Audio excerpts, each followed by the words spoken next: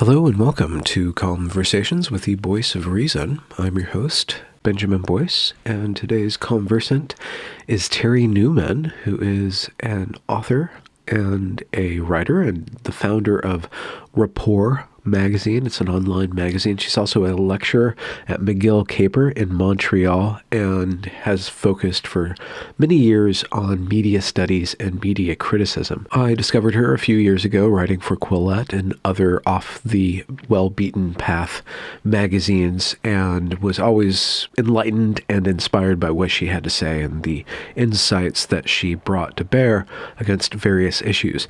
In this conversation, we talk about her take on the Canadian government's take on journalism and freedom, and why that's becoming increasingly more problematic, and why the Canadian citizenry doesn't seem to care all that much about their loss of freedoms at an alarming rate. And we also just talk about media in general and her work at large. Other than that, I think let's just start the show without further ado. Here is Terry Newman. Okay, there we go. I gotcha. You're in good hands, Terry Yes, Newman. the seasoned pro at this. I am seasoned. See, I just waited. That's why I was waiting for years, like almost 3 years to the For date. years. 3 years to the date. December 10th, when you first reached out to me. Really? And that's December 12th. Yes, I looked back. And so it's like 3 years and 2 days. My, have we grown. I know. So much has happened. I mean, so much has happened if you leave Twitter for a week, right? So 3 years. Yeah, a lot. There was a pandemic. There was a Trudeau coup, faux coup. Yeah. The journalists really, really wanted it to be our January 6th moment, because they really, really want to be like America, but also hate America because they're better than America. Are they, That's though? Canada for you in a nutshell. So that they have some sort of nationalistic penis envy kind of thing going on? Yeah. So, I mean, the Canadian identity, unfortunately, is seemingly built on being better or nicer than Americans, or so I've noticed. Yep. That's what too many people in Canada have kind of, centered it around. That and hockey, but not so much hockey anymore, because we don't really have hockey night in Canada the way we used to. So, yeah. Really? Huh. Because it's really interesting. And you've been studying media. Mm-hmm. I've been like kind of studying it, but like on the go, on the fly, like a work study program kind of thing. Because now I am media. Yeah. But the way that it's been operating over the last 5 years specifically, probably more like 15 or 20, is becoming more and more egregiously propagandistic or regime media. And then in Canada, your media is state funded, and during the last election cycle, your government, or the people in charge, granted under certain sorts of stipulations, it seems like a huge wad of cash to the media companies, right? But only certain ones, right? Yeah. So they designated some people, as official sources, which is, in itself problematic, having a government do that, right? So always CBC has been a nationally funded, small tax contribution by Canadians to fund it. Despite whether or not, it's failing in terms of television or news or radio or whatever is going on with it. But this push more recently to fund outlets outside of CBC is pretty new.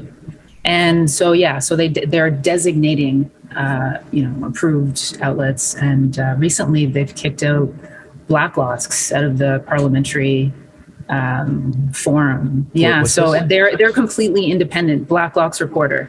And they dig up all the documents and all the files, and apparently they had an officer walk them out. So things are getting really, really bad here. And the problem with Canada is Canadians are so because of what they think of the United States, they hear words like free speech and they think it's a bad thing. It's so insane. I mean, for an American to be here, it would be absolutely insane for them. But some words have just kind of taken on these alternate meanings, just because maybe Trump has used them or whatever. That means now that it's our problem and we shouldn't care about these things. So it's a real mind. Yeah. So even furthermore. I was scrolling through your timeline and I didn't really get into this, but I have heard rumors that they're kind of starting to regulate news, regulate facts, regulate. So it's not even just funding and kicking people out, but now they're going to start to regulate. And how do you do that? Yeah. Are you guys going China? You guys are kind of basically going full China, right? Well, I wouldn't say it's full China yet, but what I would say is that Michael Geist is a professor who's really prolific, has a Substack, knows all about these bills and exactly what's going on with them. But they're trying to regulate all kinds of content, user content. So if I started a podcast, they would try to regulate smaller people too, and that means what does that mean? Yeah, exactly. Well, it's going to eventually affect what we can say, what'll be misinformation, whether or not we're taxed in certain ways, stuff like that. So, and we also have a history also of our content, CanCon, Canadian content. So the government tries to regulate our Netflix, what can come here. If Netflix is going to be here, they have to fund a certain amount of Canadian shows. So there's all these different levels, from news to what we can watch to what we can listen to on the radio. Which I think is, I don't even think NPR is even close to anything like that, operates anything close to anything like that. But that's your puzzle. But yeah. So I kind of understand from a public works kind of point of view to fund or to stress the funding of Canadian shows. That's an economic kind of tariff on media. But it goes beyond that, right? And so what are they regulating? What do they not want people to say or speak about? I mean, probably the most obvious example would be COVID and vaccines, right? Yeah, it's a good question. I'm not really sure about the nitty gritty details of what they're going to be policing, but I'd be concerned. It's more of Geist type of thing. But the way that things are going, if you've been watching Canada and if you watch the convoy, you'll know that our government used the Emergencies Act and shut down the bank accounts of people who may have contributed money to the truckers here. And so, I mean, we're getting to the point where, if the current government anyway, if news is against the current government, I would be more and more worried about whether or not we're going to either be penalized for talking just openly about things or even asking questions. It's a bad state. Well, okay, so this is very Orwellian, perhaps Kafkaesque, but what are your thoughts on the media landscape in a regime like this? What is the shape of media, and what's the shape of public consciousness in this kind of pseudo-liberal, post-liberal environment? And plus, media is so porous, you can't really stop it. So it's kind of hubristic that they think they could stop it, but I guess they can punish people for that. As long as I think they don't even have to, unfortunately. As somebody who went to university as a mature student after I had my kids, and went to university, and I understand how it works. You don't even have to. It's not like the government has to tell a journalist here to have a certain opinion. Before the journalists are all coming up in J schools, right, which are attached to the universities. And so they share the norms and the habitus and the goals of the universities and their mandates and their targets and stuff like that. And so by the time somebody who usually graduates from these programs gets to a media place and interviews, they've already kind of been formed and molded. So, and I'm sure that anybody that they find suspicious just gets gatekeeped out, right? So every Canadian that got news about the convoy got the majority of their news from a designated news source. And so all of those designated news sources, as far as I'm concerned, I was there the first weekend of the protest and I talked to people. The disparity between the coverage of what was happening and the claims and accusations that were made that didn't have to be proven, and what I saw on the ground were it was atrocious. And it seemed to me, as somebody with an MA in sociology and a little bit of knowledge about the history of media and how they treat protesters and groups, it seemed incredibly classist. So, I think that Canadians' consciousness around the media is they trust it too much. Canadians have a strong trust of government. And that way, they're very different than Americans. Americans are very, they question their government. They question everything. They think about things like freedom and democracy. Yeah. Canadians don't want to think about democracy.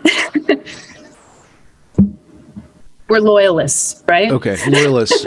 there seems to be, it might be harsh to say laziness, but at least a relaxed stance towards tyranny, in a way. Well, definitely, there's an authoritarianism. So when Justin Trudeau got up and he said, they're not like you Canadians who are the good Canadians, and so on and so forth, and kind of set, Canadians who might have questions about mandates or just think it's overbearing to ask this, to do this to people, to start cutting them off from going to stores or to work or, whatever it is. That, unfortunately, because of the nature of Canadians, that didn't seem like a big thing to so many people, because it's just not. If you go to university, it's kind of conditioned. You're kind of conditioned to believe that in a kind of communitarianism that doesn't really exist in the United States, and kind of conditioned to trust your government a bit more.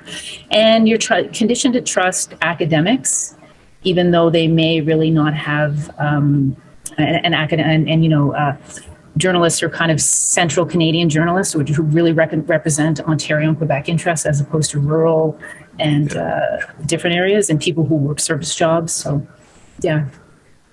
Is there going to be the trucker protest shows the glimmers of a in-state, out-state kind of duopoly, or not duopoly, because only one party's in power, but there's these two consciousness. There's the rural, probably, and then the dissident intellectuals too, and then the good people, right, in their citadels, right, controlling everything. And is that sustainable? I do feel a little bit of a pendulum switch. As far as the media's ratings in terms of, streaming, CBC Gem or any of the CBC shows and stuff, I don't think they have very good ratings. I don't think they're very popular. I think that there are some people who are now thinking a little bit more about some of these conversations about the truckers. They were accused of burning an apartment building down. Really? That was false. Yeah, they were purely with horns. Yeah, like some sort of Jericho. It was somebody with purple hair. Like, yes, all truckers have purple hair.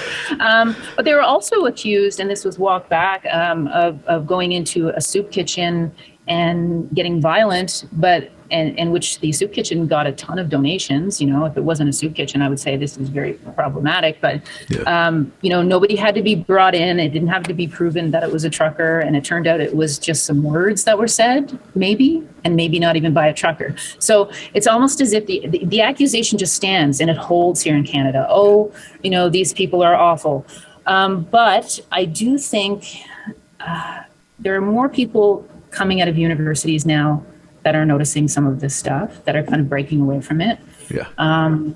It's difficult to break away from it, because if you don't go with it, it's not good. And I think there's more journalists a few people that I know that are coming into the schools that are a bit more questioning, but it's really effective. what's the way our country is kind of built, and it kind of works very easily for somebody. Whereas if somebody tried to do this stuff in the United States, all hell would break loose. So I kind of admire that about Americans. Well, I mean, they got away with a lot over the response to COVID, with the lockdowns in LA, but it was mostly blue areas. And again, it was a classist thing. I remember there was a video surfaced of this restaurateur whose business was dying because of all these restrictions, filming this movie setup where there's this huge movie comes into town and takes over this block, and they don't have to follow any of the rules, right? This multi-billion dollar, multi-million dollar production, whereas the poor people, kind of the middle class specifically, is getting squeezed, because then you have this surgence of homelessness, and that problem is kind of not really dealt with either in a way that deals with the problem. So the people in the middle, and then the rural people, there might be some sort of like urban rural unity there, but it seems like the channels of communication and then just the worldview is kind of so different. But I don't really understand how that operates in Canada, but it kind of seems like Canada is just one big blue state in a way. No, no, I don't think so. And I think about the drug problem, I mean, more people had died of overdoses during the pandemic than before. Like, just very, very quickly, like the rate just skyrocketed because of despair, right? You're just like, you already got it bad, and things don't look like they're going to get better. And I mean, also all the places, homeless people, like metros were closed. If you were living outside, you couldn't go into metro. Like in Montreal, I think our metro closed for months, right? Because they locked us down. We were locked down the longest, and we had the strongest rules against people. And our premier was about to bring in a tax to the unvaccinated. But he realized, I guess, that was very unpopular and saw the convoy protest and changed things very quickly. Okay. But we were locked down the most. I was working at a factory at some point, and like I had a night shift, and really? The cops could literally pull you over, and you had to have a slip showing permission that you were going to work. And there was some articles like cops were pulling people over and doing stupid shit, like looking in their lunch bags too. I'm like, they were going to people's houses and removing families from each other. Like, what? Yeah. And people are cool with this. No. And I think Quebecers are, okay, so talking about the difference, Canada's not all a blue state. That's how I got it. So the French are different, right? Then most of the French do not like the woke stuff in schools and universities. So the French have that about them because they want to be able to express themselves. So I'll give that to them. They also have language police here. So, so you take the good with the bad.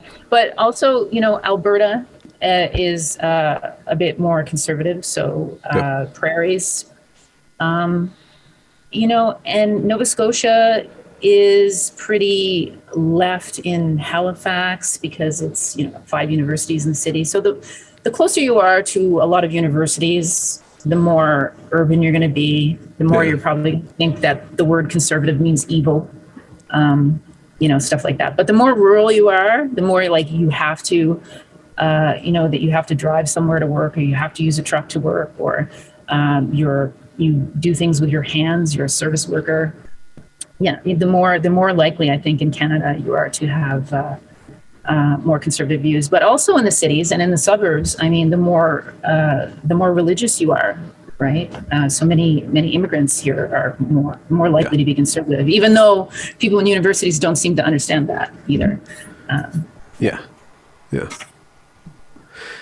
So you're a mix. You're a mutt. It sounds like class wise. So you work in a factory, but you're super smart. You're an intellectual. What's your general background, or? Well, thanks. Well, I'm actually I'm from Cape Breton, which is a little island in Nova Scotia. Oh. And I actually was raised by my grandparents. So I had a father who died of opioid overdose that I never actually met, who I'm actually doing a doc about. But my grandfather worked for CN for trains. I went on the trains with him. So most of my friends, their parents worked in coal mines or steel workers or in the fisheries. So I've been on fishing boats. I know what it's like to labor, and I have an outsider's perspective when I came to Montreal and I went to university. You know, it was, let me just say, it was pretty easy to see the implicit biases in my professors who would talk about, farmers or oil workers. Many Cape Bretoners went out west to work in oil fields because our economy shut down in every other industry. And, the idea that, somebody who's gone to try to feed their family and get a good job is doing something bad, just like they're evil. And it was just all over the place. So, yeah, so that's my background. What drew you to university then? What was your decision-making process there? Well, after I had my kids, I was like, okay, I'm going to go to university. I haven't gone to university. And I decided to go into sociology because I care about things like class. Because I grew up in poverty. In high school, I bummed at the end of the lunch line to eat. So really? I'm not a stranger to a lot of social problems. And so I did my undergrad in sociology. It was pretty good. I didn't sense a lot of the things that were... What years? Happening. So I ended in 2015, my undergrad, I think. So... Yeah. Top of my class, 4.01 GPA, really? Sociology honors, yeah. And then I won a SHRP, which is a very prestigious government funding award for to do a master's thesis on candidate controversies. I was interested in that. So the internet and people who were trying to shame candidates by using Twitter. And then I went into media studies for my MA. And I did all the coursework. And I wrote my piece through the looking glass just before doing that. My Colette piece, I guess that's when people would have started to know me online. And, my experience was that my co-students were wanting to cancel people like Kurt Vonnegut and Margaret Atwood. And I was really disturbed by it. Yeah. And, even saying that I shouldn't use the word witch hunt in my thesis because of apparently not understanding anything about McCarthyism, the fact that it's a political term, but it was used against women, yeah, sexist, yeah, totally, yeah. Yeah, and my professors were pretty feckless and, thought that Joe Rogan was a white supremacist and I didn't. And I was like, okay, well, I have to leave ship here. And I went to sociology. So I basically have two MAs. So one in media studies and one in sociology. So I finished my stuff there. And and so I've been writing for Colette and, a few other places, freelance. Yeah, the thing about media studies, and I noticed this, one of the vectors of the trouble at Evergreen was a media studies professor. And it's one thing to have a bias in media studies, but it seems like everybody in media studies has drank the Kool-Aid so much that they don't know that they're spewing propaganda. They don't even know how captured they are. So they can't, how could they possibly be teaching anything other than just more vomit, right? Yeah. So this is my experience. When I went into media studies, first of all, it was overwhelmingly female.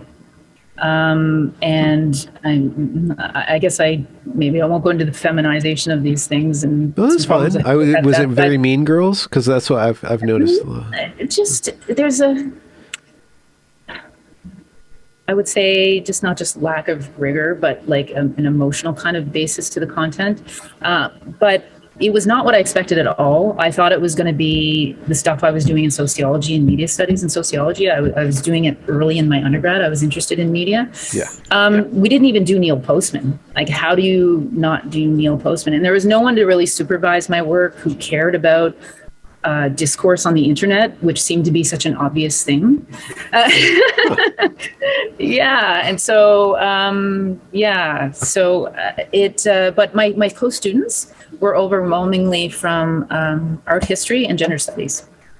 And, it just became kind of, I became aware very quickly that it wasn't a meritocracy. It was just credentialism. It's just like you just go to the classes, you do the work. You don't have to be very insightful. You don't have to be able to think critically. I had done almost a minor in philosophy in my undergrad with philosophy of science and analytical philosophy and ethics and stuff like that, which I credit for making me a really good researcher and being able to think and see my own biases and say, oh, on the other hand or whatever. But these people couldn't do that stuff. And it was, kind of scary. And at one point, I remember the thing happened with Lindsay Shepherd and Jordan Peterson, and they were so sure of all this stuff and they hadn't even seen the talk, And so what really worried me is that, the university was just pushing out people like this who couldn't think critically, profs that couldn't think critically, and then just the system just kind of keeps renewing that kind of bad thinking. And so after I finished my MA, I'm just like, I could do a PhD, but why would I do that? It's going to be hell, and why would I do that? Sociology, what's that, or how? It seems like a big messy pile of books in my mind. So, what are the principles for you that you found useful, or that you returned to when you think of sociology? There's unfortunately, it's gotten a bad name, and there's two sides of sociology, more than two sides actually. But I mean, there's you can use stats and data to look at things, but also you can think of things in. I'm sure you're already familiar with like power analysis, but you can also think in things like Foucault and all those types of analysis, Marx, whatever. But you can also think of things as in symbolic interactionism, which is basically people have power and they use that power in a system. Okay. They may have limited power and so on and so forth. But you can also think of people like the more traditionalists, like Durkheim, who tried to explain behavior in terms of religion and ritual. And he's actually really useful to explain a lot of the things that are going on. Or interactionist theory like Randall Collins or Goffman, Irving Goffman, who was Canadian. And he pretty much came up with a ton of terms around how people behave, dramaturgy, impression management, which is basically a forerunner to virtue signaling.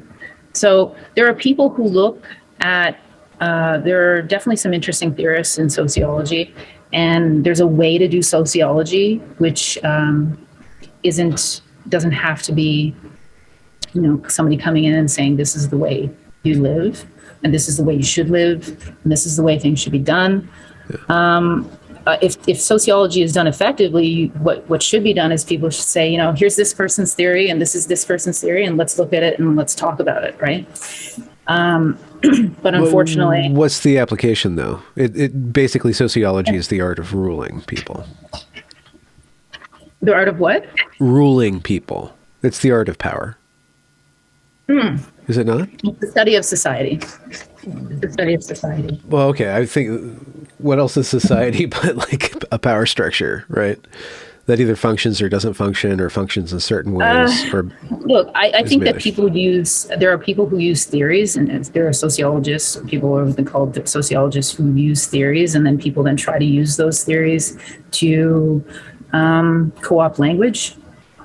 And Wait, what do you mean co-opt language? I mean, I think that there are people who may use theories of power in sociology and may have taken ideas from them and have successfully used them to try to take over discourse in society. But that's not what sociology is. It's the study of society. It's supposed to be the study of society. Okay. Well, so, it could be, yeah, I mean... I just to be clear, I use power in a amoral sense. It's just managed behavior, or it means a lot of different things. I don't think that it's bad in and of itself.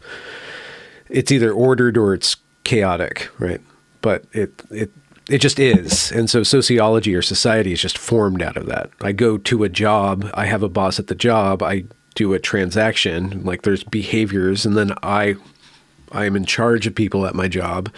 I have power over the situation to the degree that I do have power over this situation. But getting the kids that I work with to understand that I have the authority, I have to, make certain maneuvers, and then I don't have to do anything as long as I establish the power of this thing that I'm doing. Then we can do the thing that we need to do.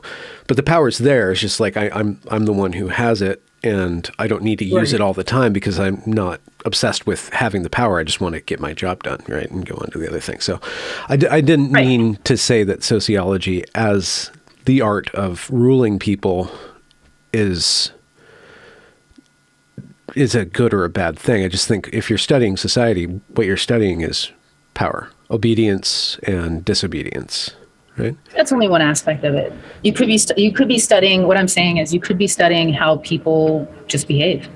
It's almost like a psychological level, like how, I don't know, if smokers are outside and they're handing their cigarette butt around or something like that. It's like an interaction ritual. It doesn't have to be about power. What I'm saying is the power axis of sociology is just one axis. Okay. Yeah, that's what I meant. But you're right. There are people that look at like the returns and the mark stuff and that thing. But I mean, it doesn't have to be. That's only one axis of it. And Durkheim is not like that at all. So Durkheim. Can we venture into Durkheim a bit? Yeah. Yeah. So what's his Durkheim deal? Yeah. So. Yeah, so Durkheim is would be great to use to explain how people are behaving performatively online as well, because he looked at a tribe in Australia that hadn't been observed, I believe, and he studied them and came up with theories about how people organize their societies around totems. What do you worship? And if we worship, and society right now has decided we're going to worship putting pronouns in our bio, what is the use of that? Why are they doing that? They're doing that performatively to signal things, right? So more like in a ritualistic way to say that I am part of an in-group, So it's almost a critique of these power things. So it's a critique of how systems in society may use power, or it may not always be a critique. It might be this is how they function and they have cohesion.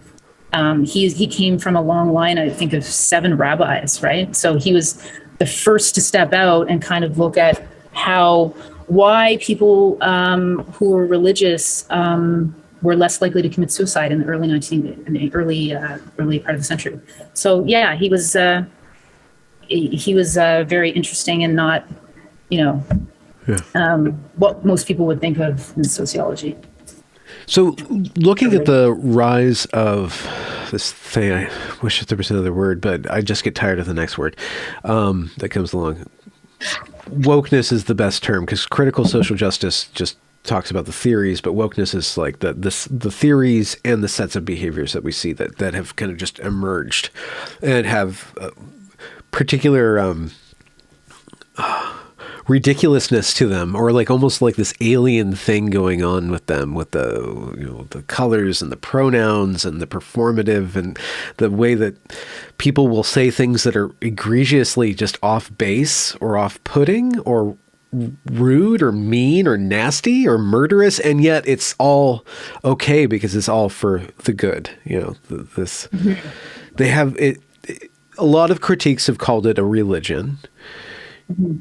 I want to go beyond that, but when you first saw it, like seeing these art students and these gender studies students and then the media studies department, did you kind of see it from the outside, and how did you start to analyze that? Yeah. And what are some of the usefuler tools that you use to analyze this thing?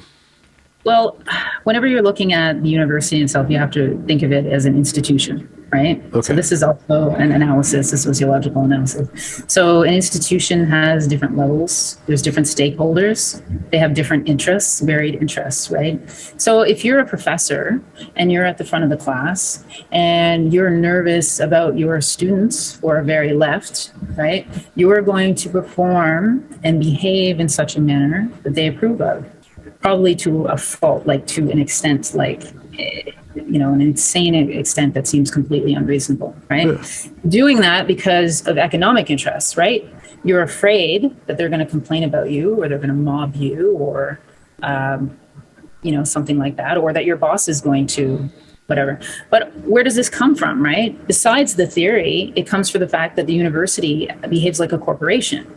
It treats students as customers. So because it treats students as customers, they're coming out with all these, protections, tests to make sure that people know what sexual harassment is in schools, all these different things. They're really just to protect against litigation, right? To protect against litigation, and so that they can advertise it on their pages to say that they are a safe place to be. Yeah. But you can't look at what's happening in the university by looking at only one piece of the university, right? You have to understand what on the corporate level, on the administrative level, what's happening, an individual professor's economic interest of staying employed. I'm not defending any insane behavior that teachers do, and I certainly have. I have integrity, and I know I think a lot of them just don't know how to run a class properly without behaving like that, and aren't confident enough to do it to be prepared. But when the students come into play, the students are not unaware that they're paying, especially in the United States, ridiculous tuition fees to attend these places, right? And they know it's just a hoop that they're jumping through, right? It's not a meritocracy, it's just credentialism. They're paying for that piece of paper, right? And if you're making their day bad, they know that the school caters to them. So what you have is a hot mess. Yeah. That makes sense? Yeah. The, are you familiar of what some people call cringe? What is it? Cringe? Cringe, yeah. It's a sociological phenomena where somebody acts ridiculous but unaware. They're very sincere in their behavior, but from an outsider's point of view, especially like you're looking at TikTok. Okay, Libs of TikTok is a huge account, and it posts a lot of woke cringe stuff. But it's not just cringe. You have these, for whatever reason, you have video after video after video of kindergarten teachers and grade school teachers and high school teachers talking about how they're going to teach the kids sexuality, and they're going to teach the kids this whole armada of sexual behaviors, right? Yeah. And yet, which is just, it just seems like something that you wouldn't want to advertise, but they're okay advertising that. But on top of that, they're all ridiculous people. They're dressed ridiculously. They're emotive, histrionic. It seems like they're detached, but also it might be the case that there's some sort of virtue signaling going on, but it's still cringe. It's just aesthetically perturbing, right? But these people have lost their sense of aesthetic or of proportionality in a way because they're insulated, or there's something that they're gravitating to where they have to perform more and more ridiculously. Do you understand what I'm trying to describe? And do you have any? Yeah, well, I mean, you have to continually differentiate yourself. You have to get louder and more colorful. And why would you have to continually? Well, I mean, they're doing it because they're girls, right? So once you're online or you have a TikTok account, you brand yourself, right? And to be louder and louder and to scream to the rafters, you find various ways to do that stuff. What I've noticed about all these people who do these types of things that, and I have to say, to us, it communicates as cringe because we have a censor for that kind of affect. But for them, it doesn't communicate as cringe. And it doesn't communicate as cringe because they believe what they're doing. Right? They believe it, right? And so because they believe it and some people around them believe it, they don't have a sense for it. So, I mean, what disturbs our affect doesn't disturb their affect in their groups. But as to the getting louder and the more whatever, that to me, that's a branding technique. And so when a teacher, like say a kindergarten teacher, goes online and they want to be seen, obviously it's just like being on Twitter. You want the likes, you want the retweets, you want the shares. You want more people to mention you, or you're going to get maybe an article or something like that. And so to do that, the tactics are very much the same as, even your YouTube channel, or not that you dress up in colorful, you know what I mean? There's tactics, right? Yeah. I haven't seen you resort to like clown costumes yet, but maybe. No, I had actually the first couple of years of my channel, I was wearing funny hats all the time. So there was a right. But what I'm trying to say is that you've noticed this probably with other podcasters or tweeters or so on. It's branding, right? Yeah. And so the ridiculousness of it for me is that they shouldn't be talking to kindergartners about this. You know what I mean? This is, I think when I had sex ed first time, I was in grade 5 or 6. And I think that's pretty normal because that's the time where a girl gets married and the guys are doing stuff. And that's where my friends who were gay knew they were gay. Do you know what I mean? And so it makes sense to talk about that kind of stuff then. But there's no need at all for people to be introducing alternative identities to children. Because you take something and you make it a possibility that wasn't a possibility before. If it was going to happen, it would happen anyway. Do you know what I mean? But to bring it to a kindergartner, like that just seems absolutely absurd. And if you took a look at my last Substack about how CBC treated Chanel, because you had Chanel on your show, right? And some other trustee candidates who were concerned about stuff like this. Yeah. You would see that in Canada, I think the privacy policy allowing Ontario schools to kind of affirm this stuff without parental knowledge and without medical experts weighing in on it has been around long enough to affect the numbers that have shown the increase in stats. So I think that's really, really interesting. Like we can't obviously say for sure, you know what I mean? What do you mean increase in stats? Like there's suddenly more statistics are just lying around, popping out of? No, the increase in stats of the numbers of people identifying as non-binary or trans. Yeah.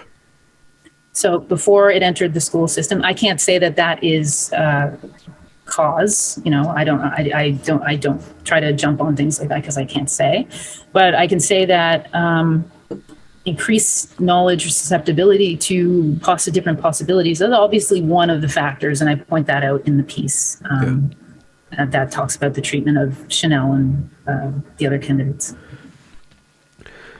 The piece, by the way, which is waiting for a response from a CBC investigation that's due today. Okay.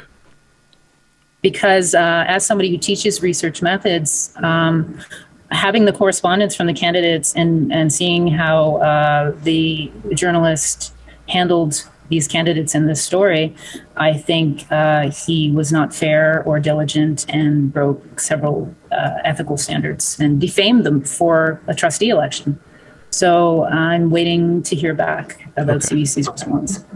So when that behavior becomes illegal or unethical, there's still a mechanism or a process to hold people to account when they are so ideologically possessed that they end up defaming somebody or lying.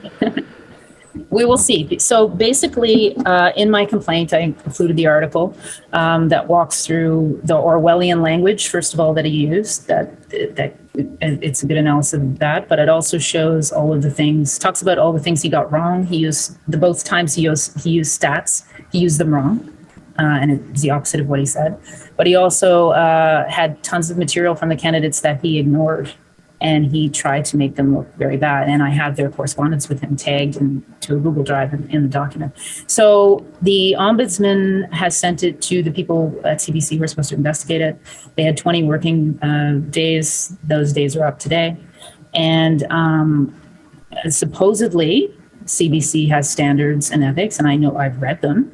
And now they may respond, who knows how they're going to respond, but if they respond and don't retract or don't apologize, or if there is no result, then I have advised the candidates to file for defamation, because it seems to me, based on previous cases, that they can prove that it has not been responsible communication from the journalist and that he has caused harm. Because every time his article has been shared, nasty things have been said about the candidates underneath them in tweets. So I told them to screenshot all of those for evidence. And so I don't think there's any difficulty in proving both that he was irresponsible and that he caused harm. Yeah. So if they have to go there, I'm sure they'll get a lot of support from the community to pay for the trial. Really? I'm sure that if they need support, that people will. Yeah. So, sociologically speaking, and this is just a hypothesis, but I've seen it often enough to be reasonably certain about it without defaming this poor journalist. But he's a part of a system that is going in a certain direction, right? Those Twitter files just came out. Have you been following that? Like, Elon Musk is exposing all the inner workings of how this trust and safety committee is operating. Yeah. And if you look at how they're operating, they're kind of making things up on the fly. They're kind of ideologically possessed. They're not really excellent people to begin with. And by that, I don't mean character-wise. I just mean they're not really strategic people. They're not like titans or Olympian gods of information. They're just kind of these dweebs that ended up in this incredibly powerful position. They grease the right hands. Not necessarily legalistic or analytical thinkers either, I noticed. No. But they're good at getting along, and they just kind of nepotist themselves up into this position. And then they end up being possessed by an ideology, and altogether, let's just say, they have to get Trump off of Twitter somehow. And so what they have to do is like, okay, here's the process. They all believe in this process, but because the process won't give them the result, they start to change and manipulate the process. They start to act in a unethical and perhaps even criminal way, but they're not even aware of that anymore. So it could be the case that a journalist in a system that we know is captured by a moralistic standard and a power structure that is not about merit, is not about truth. It's about proving your cred or whatever's motivating that. Yeah. He goes up and he, like almost like the NPC meme is kind of apt here. He's not really thinking himself. He's running this bad code, producing this bad result. The institution itself probably doesn't want to say that this guy was wrong. I can see that they would try to cover it up or just not say anything. There's a bunch of different tactics that they can use. So then it gets kicked over to the court system. What happens if the court system itself is also captured by that? Because we know it's kind of going in that direction too. So there would be eventually it's just going to become so chaotic. There's going to be so many mediocre people in power that it's going to be such an inefficient system. It's going to be living hell almost. Yeah, I think that the non-player character analogy is pretty apt. I do think that a lot of the professors I knew, they're just going through the motions and going through the motions of what they thought was right. They actually thought they were doing good. And he probably thinks the same way too, even though he has standards that are written there that he's supposed to go through. Yeah. But, I don't feel, haven't lost my confidence in the legal system, because there was recently, I've read through some of the cases and I understand what has been used in previous cases to show that responsible communication wasn't used. It's very simple. And whether or not harm can be proved. And that doesn't seem to have been captured in the cases that I reviewed. And I think recently, My old editor for Colette, John Kay, won a case recently against the Canadian Hate Network here. So Oh, I don't believe that they're captured. I think that law okay. here in Canada, for the most part, is still, at least for the journalism cases that I've been reading, has, it's pretty clear by the book, line by line what they're kind of looking for and stuff like that, and they're pretty reasonable. So, look, maybe CBC will retract or offer an apology or something like that. I doubt it.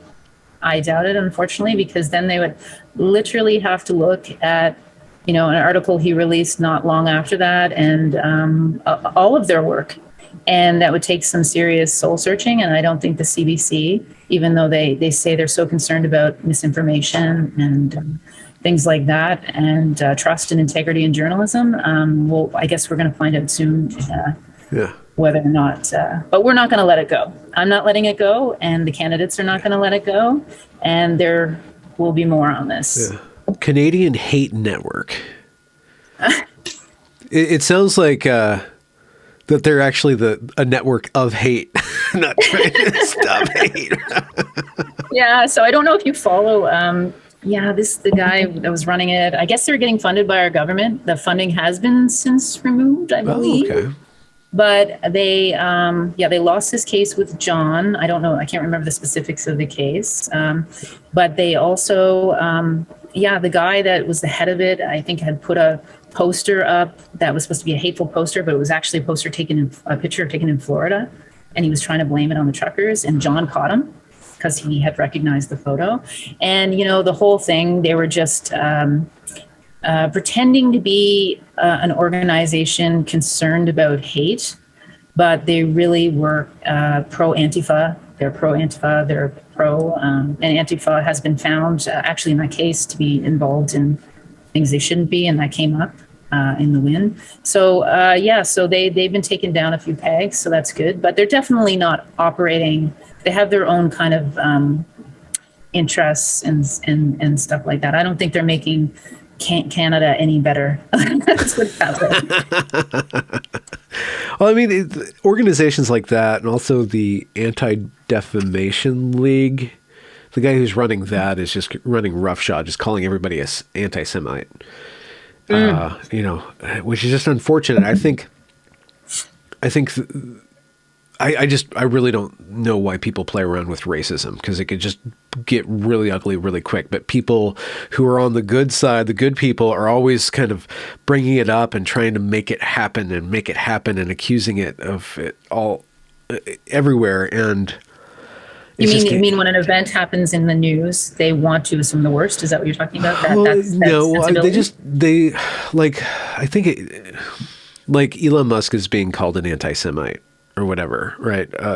They're calling him signaling all these dog whistles to racists and buddying up with racists and stuff. And they see racism everywhere, but they also use the accusation of racism to affect power or to rally people against this enemy. Like, this is the enemy, and using racism to do that. I just think it's really bad. I don't know why I brought this up. I was thinking about the hate network and how these bodies that are there to stop hate or whatever, like trying to do social change, they end up kind of unmasking in a very explicit way the sociological tactics of shoring up friend-enemy distinction. Like, they're actually, in certain ways, they're kind of official arms where they get to do that out in the open. Yeah. Purely in order to separate the good from the bad, Like, at some point, they went through, a couple of years ago, they went through and they organized all these YouTubers into right-wing or not right-wing. And everybody that ended up in the right-wing barrel was just like, it didn't even make sense how they could be right-wing. Like, Are you talking about the Data and Society Network report that I wrote about? You covered that. That in Quebec.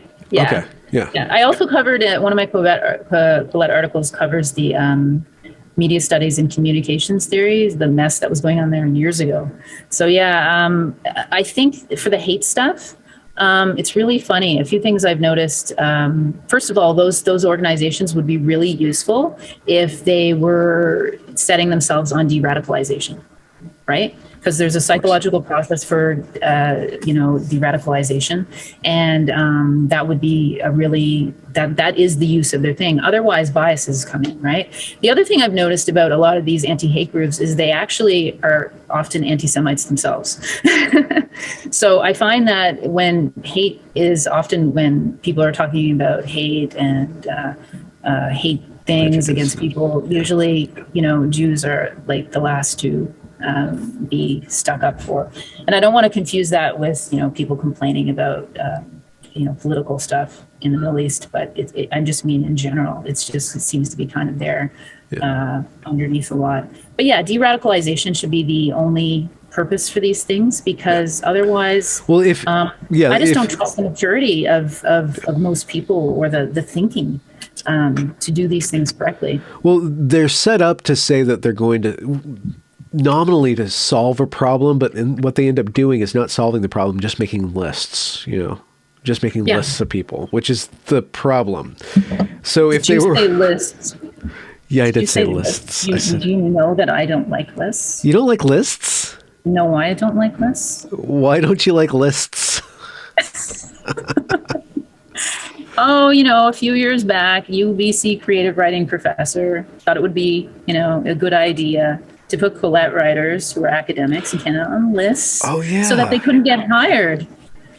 So I don't like lists. Remember that. She's still around, that woman. I wouldn't even bother looking. It's just, that is just such a cesspool of insanity.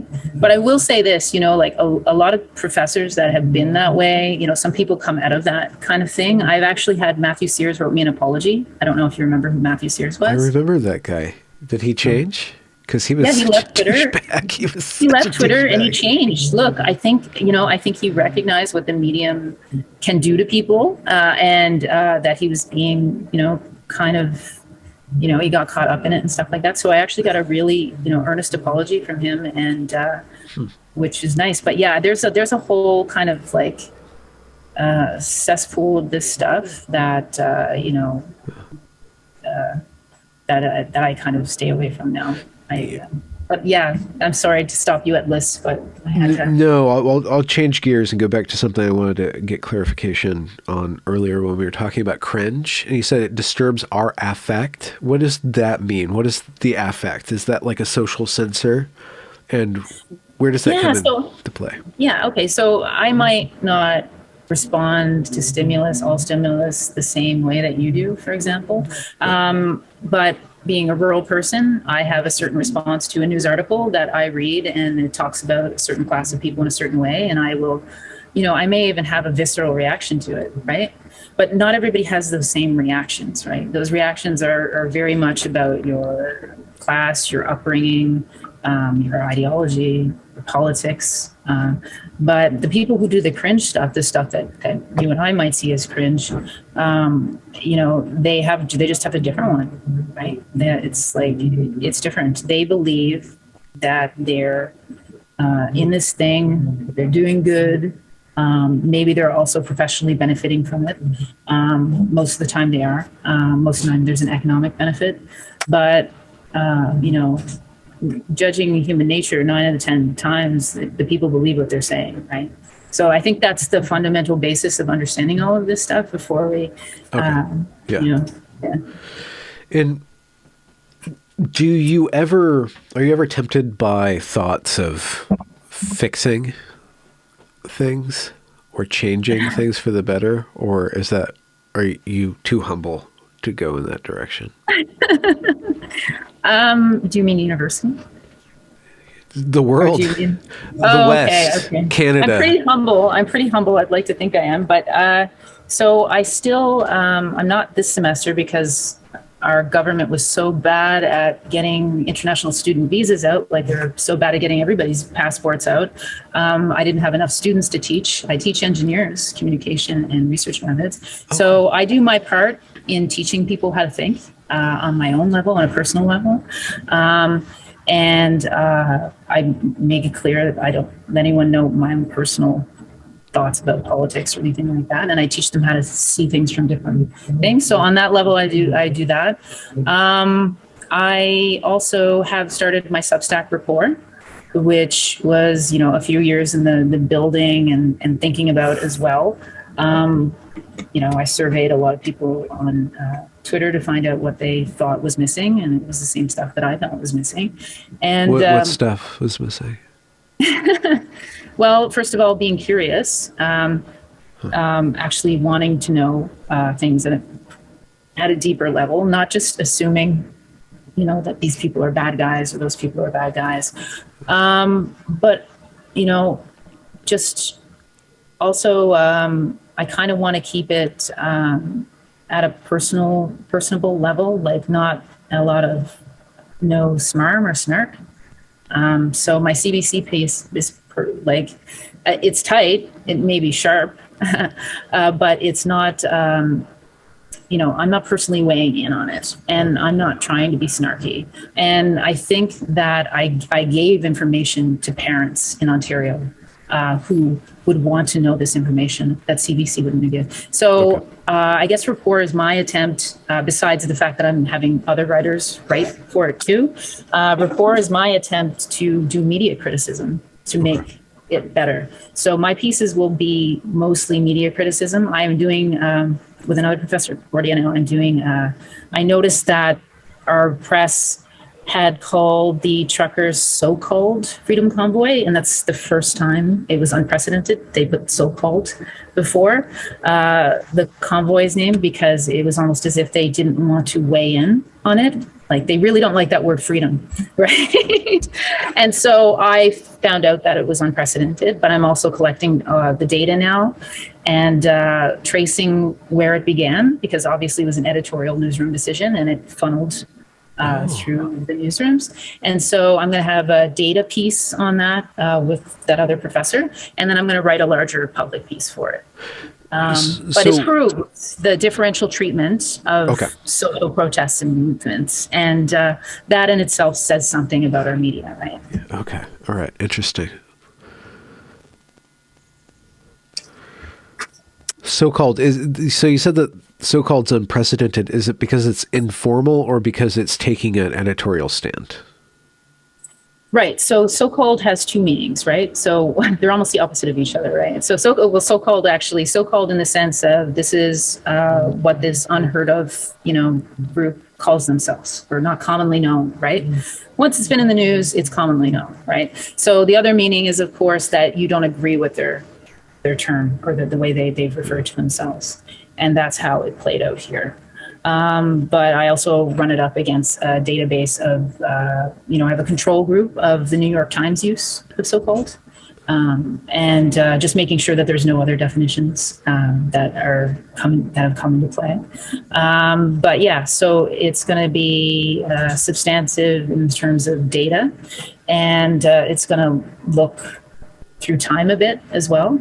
But yeah, I mean, this is, as for recent news and recent protests that we would have heard of in terms of Black Lives Matter and Indigenous stuff or environmental stuff, this is unprecedented. Now, this is not to say that previously, going back further, much further, that the press hasn't been awful to social movements, because they have. And there's examples of that as well. Civil rights movements, the media is often very conservative. And so one has to ask, why truckers? Why? And so, so it's basically a real calling out of their standards and their practices and how they do things differentially, and really kind of like putting a point on that. What's something that you're excited about on the landscape, like developments, changes, something that looks promising? Do you have any things that are cool that you're seeing emerge? Sure. So I'm very excited about Rapport, and I'm hoping that I become a media critic, basically, from Canada through this. Yeah. I'm really excited about having a lot of Canadian content on it and talking to Canadians from different parts of Canada and getting them to write. But also I'm, like I said, I've been filming for my documentary about my dad, about him dying of an opioid overdose. I found him through a DNA site. I didn't know who he was. And, his father died, his brother died. They were working in the car manufacturing industry. I have a bunch of half siblings. A few of them are addicts. I just recently met them this summer. And so it's going to be a real deep dive into the opioid epidemic in Canada, which really has only been traced since 2016.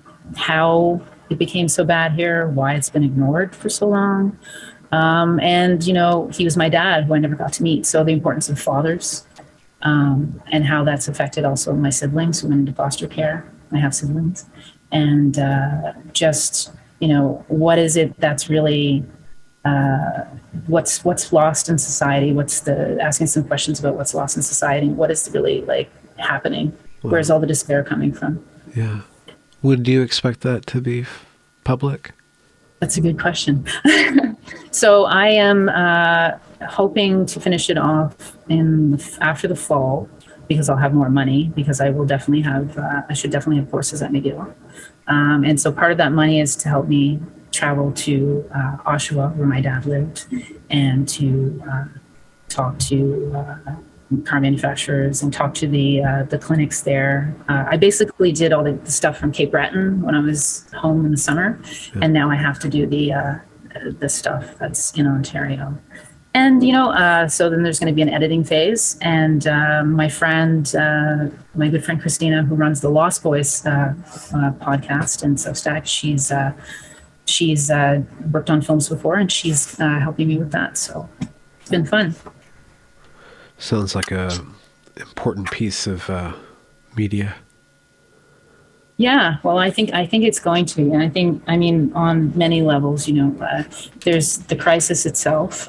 There's the fact that it's really, the government has really not really tracked it or cared much about it, and hasn't really been mentioned to 2016. And there's a lot of policies that aren't necessarily helpful. When I talk to former addicts, like my friends, I lost quite a few friends growing up to it. One of my good friends who got away from it went into the army, and he actually have a recorded podcast of him talking about our friends, and how he got out of it, and I think one of the important things is understanding how people get out of it, and that's not really talked very much. And he was in Alberta, and Alberta has, unlike BC, who has just is going to decriminalize amounts of fentanyl and all kinds of opioids and stuff like that, thinking, it's going to help. But really, if you talk to a drug addict, they'll tell you that that's not going to help. It just makes it, they're not going to go to jail for that amount. They're just going to end up dead. And it just continues the cycle, right? But in Alberta, they have a program called Sentence to Recovery, right? So if you're caught with the crime, that you can choose rehabilitation, right? And so these are very different approaches. And safe clinics are one thing to keep people alive, but they don't help people get back on their feet again. And so a lot of, unfortunately, academics and stuff think that these things are the holy grail, and they're just great. But no, I mean, kind of focusing on them the way that they do makes it just kind of be a continuous cycle. And so, as usual, academics don't really are not really this, even if they're academic experts in it, they don't really know, right? You don't ask an addict who's an addict, they'll tell you they want more drugs. You ask an addict who's recovered, right? Yeah. They'll tell you what they need to recover. I need a cough. Okay. I'm going to step out of frame. Yeah.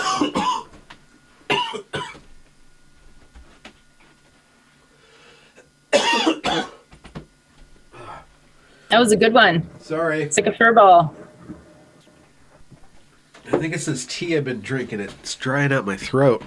What kind of tea are you drinking? Some green tea or something? It's like this chai spice tea. Oh, is it like Lipton? I think I've had that before. No, it's Oregon chai. It's a tea mix. Okay. But it's got a lot of tannins in it, so... Okay. So that is rough on the vocal cords. A little bit. You should be protecting those. I know. I shouldn't be doing it. It ruins recordings, So don't too. feel bad. I'm in like a WeWorks phone booth. I figured as much. You figured and it's because my French bulldog is so loud. Like he would bark if we're in a, yeah. So yeah. At least he fine. loves you. Right. He does love me. His name's Louis. Oh. Yeah. Does we can end on something frivolous, trivial? Sure. Puff PC? Is there anything trivial? Is there? Do you allow yourself to take anything trivial? And what's the most frivolous luxury of your livelihood? Oh, I don't know. Do you cook soups? Yeah. No, I mean, I like to travel. Yeah. I'm going to the Quillette Social. I don't know if you are. Are you not going to that? Where's that? Oh, in New Orleans. Oh, wow. Okay. I like food, so I have never been to New Orleans, and so I am very excited about the food, and so I'm going to go up to the social on January 7th and stay and enjoy the city and learn about the French as well, because, I have some Acadian ancestors, and so I want to understand the Cajun, which is Acadian, and just kind of how the language and the food and the flavors. Yeah. So I'm big on food, and I like to travel. I'm going to take the train all the way back. Oh, wow. I'm going to take the train from New Orleans all the way back to New York. To Chicago. And then, yeah. Okay. Wow. All the way to New York. And then I'm going to basically get off there for a night, see some friends in New York. It's almost my birthday, so I'll do something. And then I'm going to fly out the next day to Montreal. Oh, wow. So, are you good at French, speaking it? I can speak it. I write it better than I speak it, because everybody in Canada learns French in school. But in Nova Scotia, there wasn't a lot of emphasis on spoken. So my written was very well. And the other problem with Montreal is that people will switch out of politeness. So you don't really get to practice it. Oh, okay. But, yeah. But yeah, I can, and I understand. Fun. Well, long time in coming, so thank you for finally gracing my channel with your presence. 3 years and 2 days. 3 years, 2 days. Maybe in another 3 years you'll get back to me on this. Maybe, or maybe, depending on what happens with CBC, maybe we could come back with Shannon and Chanel. Oh yeah, totally. You have like a group that? therapy set. Yeah, totally. Yeah. I like having multiple women talking over my head about things. Let's hope it's a celebration and not a therapy session. Well, yeah, we'll see. I mean, these systems are so interesting, but it's great to see people actually fighting against them and doing work to kind of change the course of community in a way. I had to, right? Like when I read that article that he had written about them, it made me sick to my stomach. Huh. And it took that. I was just like, okay. And I mean, what I wrote was incredibly thorough. So, I mean, if something makes me angry enough, I'm going to have to stand up for humanistic values. Yeah. Yeah. Hopefully I don't make you angry. Though I probably wouldn't mind an article about myself somewhere. Totally tearing me apart, but No. Don't be afraid. Don't be afraid. I won't. I'll stay where you good side. Okay. Terry Newman, I'm going to end the recording. Thank you so much for joining. Bye. Thanks for having me. My pleasure.